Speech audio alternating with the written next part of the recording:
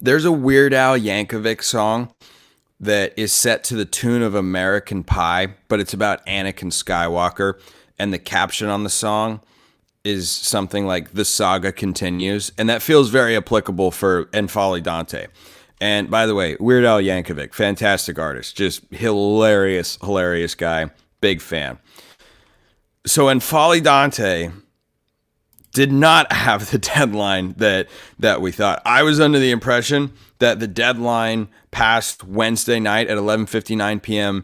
Eastern time, and I talked with some other guys who cover college basketball that thought that as well. However, there was an important discrepancy, and I want to shout out James Crepia of the Oregonian who tweeted this out last night. And this is, shall we say, notable because the deadline for early entrants to withdraw from NBA draft and maintain their college eligibility has passed. But that doesn't apply to N'Faly Dante the way that we thought. According to Crepia, N'Faly Dante was not an early entrant. Thus, today's deadline was not applicable to him. He goes on to finish the tweet by saying, as for hardship waiver and any potential legal action, unclear, increasingly unlikely. I don't know why it'd be increasingly unlikely, because if it was a clear cut, no, you can't do this, I think we might have heard. I also think the same thing going the other way. If it was clear cut, you're going to get approved, this is absolutely a slam dunk, one could say a Dante dunk, as Joey Mack says in the radio call, then that could be like that's just as likely. That is absolutely just as likely. But the most likely situation right now is they're still waiting to hear. The saga continues. They're still waiting to hear if he's got another year of eligibility. Now, this is not the only piece of Oregon basketball kind of news that came out yesterday. John Rothstein tweeted out that Miami transfer Wooga Poplar will withdraw from the 2024 NBA draft and visit Oregon next week. He's a 6'5" guard. And I mean, I read this two ways. Number one, Dana Altman is trying to cover for the inevitable onslaught of not funny but laughable injuries that just continue to plague the Ducks throughout the year. That was literally my first thought, is Dana is trying to be prepared. Like, how could you go out and get somebody, another 6'5" guard? They brought in Raheem Moss, and I thought they were done. Then they added TJ Bamba from Villanova, formerly of Washington State. And that was when I really started to get excited. Like, oh my gosh, this team freaking rocks. And if Dante comes back, Final Four caliber, favorites in the Big Ten. And they would be. But I had to reread that tweet from Rothstein, who is my hero, of course. We all want to be like John Rothstein when we grow up. And the late Bill Walton. R.I.P. Bill.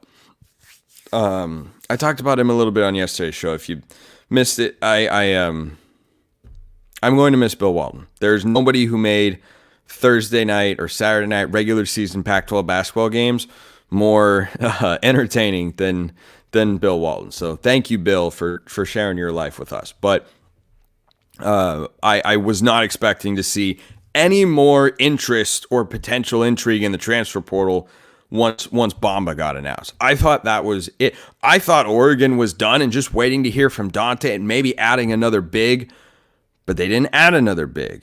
And, you know, Poplar is a 6'5" guard. So maybe Dana just wants to put a bunch of athletes on the floor at 6'5" and above and say, yeah, we're just getting, not the size of the dog in the fight, size of the fight and the dog sort of mentality. And certainly they've had guys who have played bigger than they are in the past. That has been a staple of Dana Altman teams. You think of guys like Elgin Cook, who I think was only 6'5", 6'6", but played like a power forward kind of spot and could play really 2 through 4 really effectively for the Ducks. Jordan Bell was only 6'8", 6'9", played the center spot regularly and, was not necessarily the most athletic guy. He was a good athlete, but like Kenny Wooten was an elite athlete. And, from a jumping standpoint, Bell was just a great player with phenomenal timing as a shot blocker. And I don't know. I don't know. Now the second thing I did think about is if they're looking to add another transfer, no matter what position it is, maybe they are sensing internally, we don't feel like Dante's going to get approved. And that would be a bummer, not season ending. It would not be all hope is lost. Oregon's no longer a Big Ten title contender or capable of making an NCAA tournament run. That's not how I'd feel if Dante ends up getting denied for this waiver. But that was the second and probably the more realistic of the two thoughts that I laid out when I saw that he was going to visit Oregon.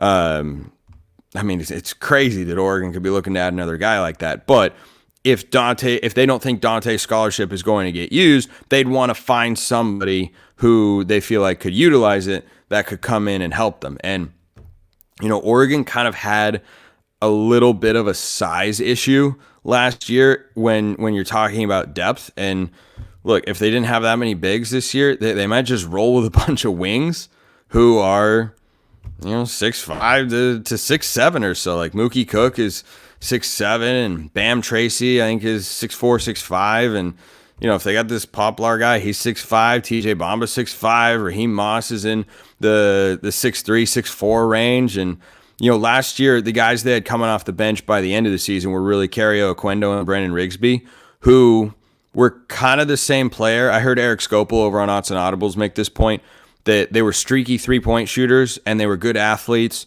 who left a little to be desired defensively. So they're kind of the same guy, and then you have Des Lindsey, the JUCO transfer in the mix, who's 6'5", 6'6", and is a good athlete as well.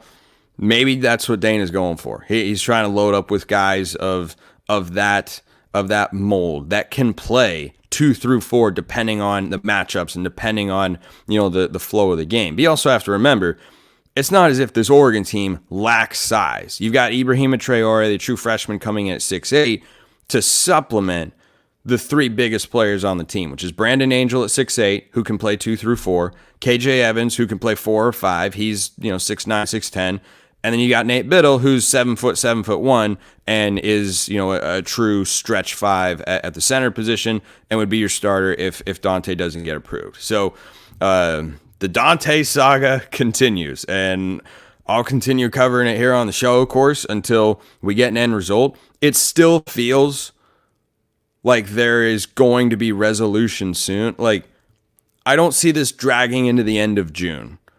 I would be pretty surprised if there was no outcome, if we didn't know one way or the other whether Dante could come back in the next week or two. That would be my guess, but hey, at this point, your guess could be as good as mine. This episode of Locked On Ducks is brought to you by our friends at Game Time. Game Time makes getting NBA Finals tickets even faster and easier, folks. Prices on the Game Time app actually go down the closer it gets to tip-off. They've got killer last-minute deals, all-in prices, views from your seat, and their lowest price guarantee. Game Time does all that to take the guesswork out of buying NBA tickets. How about that? You can save up to 60% buying last minute for sports, concerts, comedy, theater, whatever you want. You can save even more with exclusive in-app deals on select seats ahead of the game or event. Take the guesswork out of buying NBA tickets with Game Time. Download the Game Time app, create an account, use code LOCKEDONCollege for $20 off your first purchase. Terms apply. Again, create an account, redeem code LOCKEDONCollege, all one word, capitalized college, for $20 off your first purchase. Download Game Time today. Last minute tickets, lowest price guaranteed.